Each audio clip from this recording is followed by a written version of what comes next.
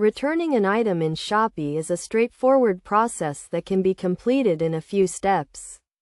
To initiate the return process, first ensure you have a valid reason for returning the item, such as receiving a defective or incorrect product.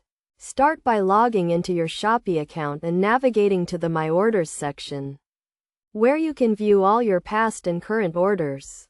Find the order containing the item you want to return and click on it to view the order details. In the Order Details page, click on the Return button, which will prompt you to select a return reason from a list of options. Choose the most relevant reason for your return and provide additional details if necessary. After selecting a return reason, you will be asked to choose a return method, either by dropping off the item at a designated return location or by having it picked up from your doorstep. Select the method that best suits your needs and follow the provided instructions. Once you have initiated the return process, Shopee will review your request and provide a return shipping label or arrange for pickup.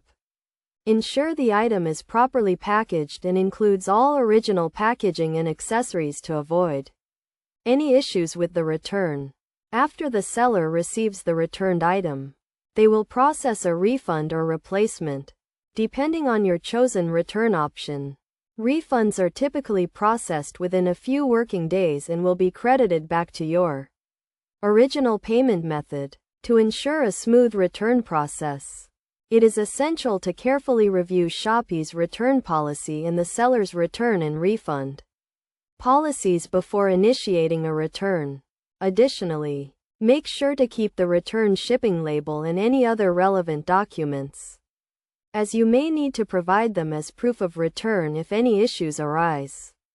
By following these steps and being aware of the key concepts and best practices involved in returning an item in Shopee, you can efficiently and effectively return unwanted or defective products and receive a refund or replacement.